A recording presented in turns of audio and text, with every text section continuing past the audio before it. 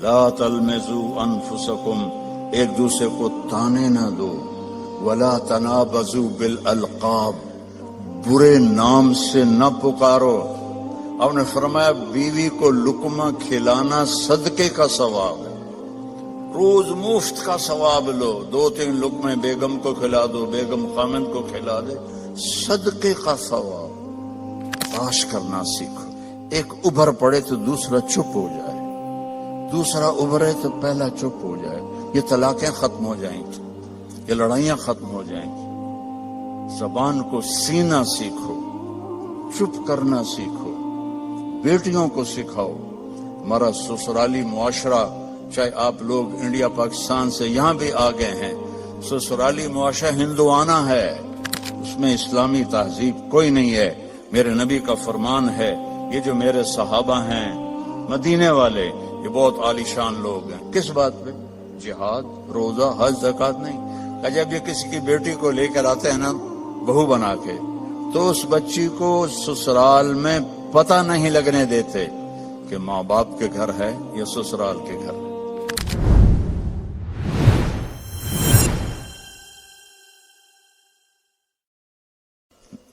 اگر آپ گھروں میں محبت کی زندگی گزارنا چاہتے ہیں، تانا دینا چھوڑ دیں۔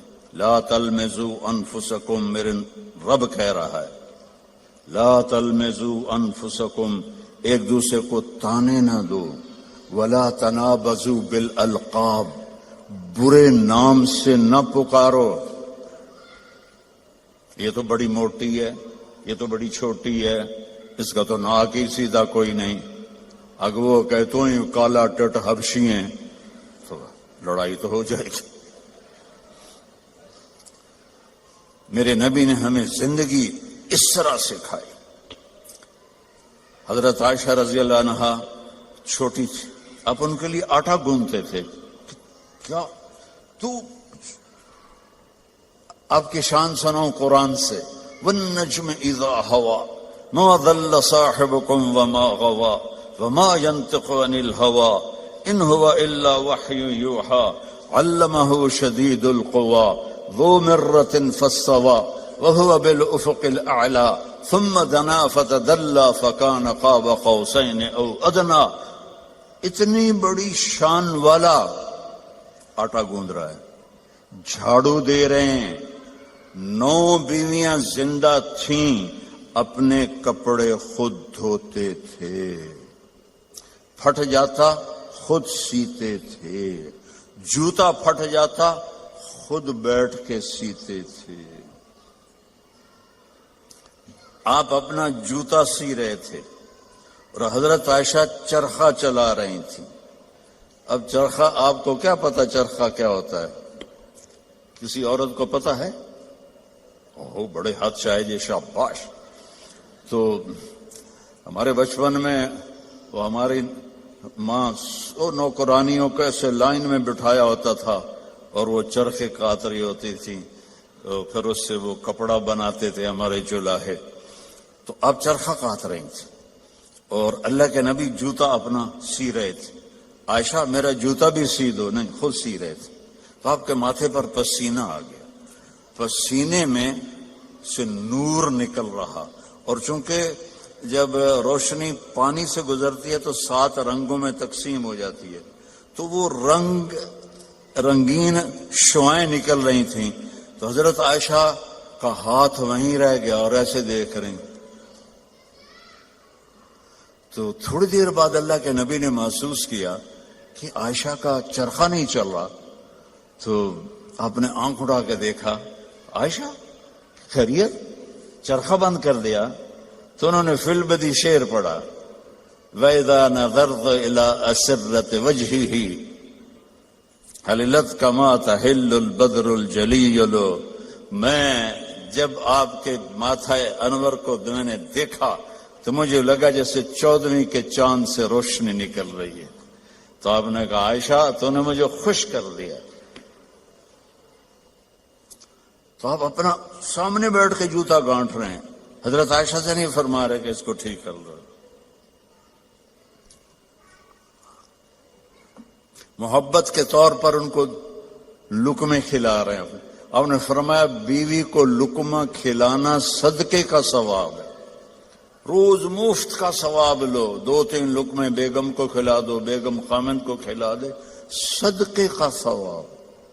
یہ میرے نبی نے ہمیں گھر کی زندگی سکھائی ہے، یہ گھر کی زندگی ہے. اور آپ میاں بیوی کے ذمے ہے ایک دوسرے کو اظہار محبت کرو. رشتے محبت کا اظہار سے پلتے ہیں. ایک آپ کو واقعہ سناتا ہوں.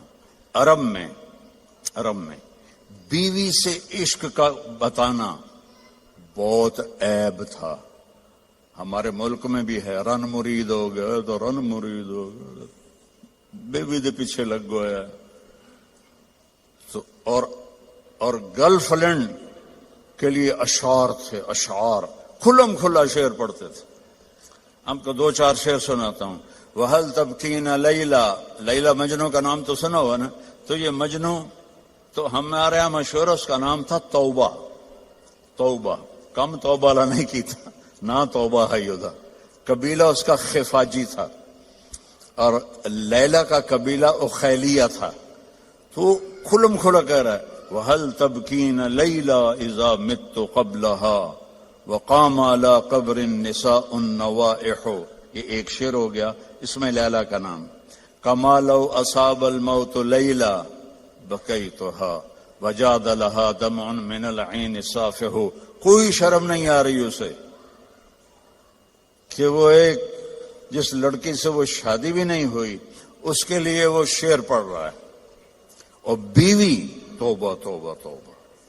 اب اس ماحول میں آپ مسجد نبوی میں بیٹھے ہیں اور مجمع بیٹھا ہوا ہے اور ایک شخص آتا ہے، وہ آپ سے زور سے پوچھتا ہے من احب الناس الیک یا رسول اللہ، آپ کو سب سے زیادہ کس سے پیار ہے یا رسول اللہ؟ تو آپ کہتے عائشہ. کان میں کہتے عائشہ. آپ نے زور سے کہا عائشہ سے مجھے سب سے زیادہ پیار ہے.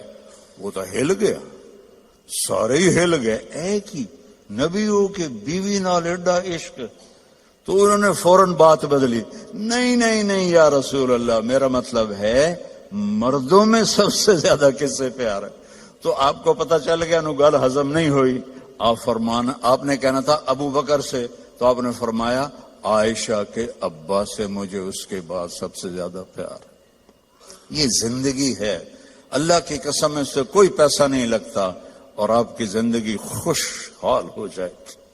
برداشت کرنا سیکھو. ایک ابھر پڑے تو دوسرا چپ ہو جائے، دوسرا ابھرے تو پہلا چپ ہو جائے.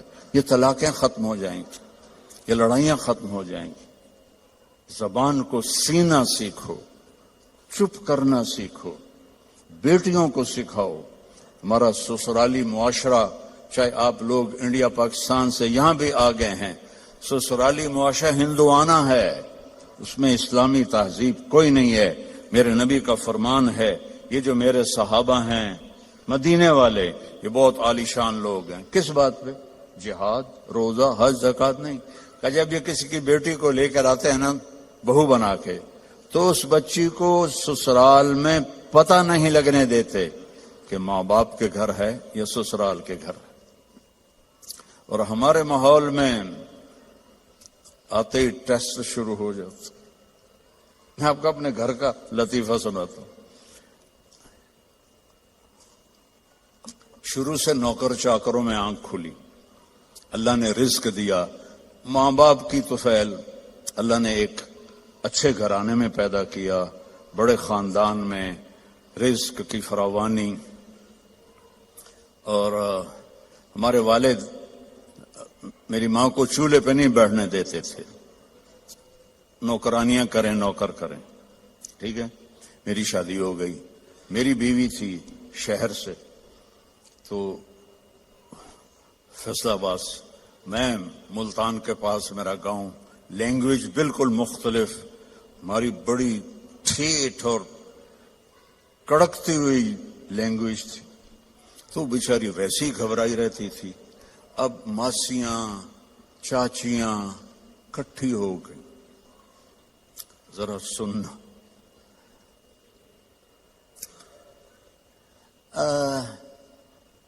تیری ماں تا چولہے تے سڑدی پئی ہوندی ہے کہ بیگم تیری ٹھک کے بیٹھی ہوندی ہے. مجھے اتنی ہنسی آئی. میں کہا میری ماں چولہے تے کداں سڑی ہے؟ میں بھی تھائیں پیدا ہوئے. میری ماں تا چولہے تے بندھی نہیں. میری ماں کو روٹی پکانے بھی پوری نہیں آتی تھی, سالن بنانا بھی پورا نہیں آتا تھا, کہ میرے ابا جی ان کو کام نہیں کرنے دیتے تھے. نوکرانیاں تھی, نوکر تھے. اب وہ کہہ رہی تیری ماں تا چولہے تے سڑدی پئی ہوندی ہے. اور میری پنجابی سمجھ رہے ہو؟ کوئی گجراتی تو نہیں بیٹھے ہوئے کہ جن کو کیم شو والے. اچھا اردو ترجمہ کروں گا پھر.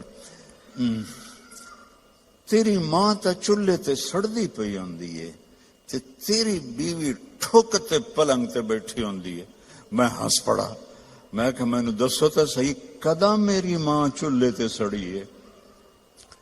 میری مستورات بزرگ کہہ رہی ہیں تمہاری ماں تو چولہے پہ جل رہی ہوتی ہے, سالن بنا رہی ہوتی ہے, اور تیری بیوی مزے سے بیڈ پر بیٹھی ہوتی ہے, تو تجھے خیال ہی نہیں آتا.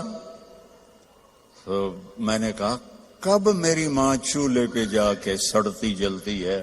اسے تو آخری زندگی تک روٹی بنانی نہیں پکاتی تھی پٹھی سدھی, کیونکہ کبھی ابا جی نے ان کو بیٹھنا ہی نہیں دیا تھا.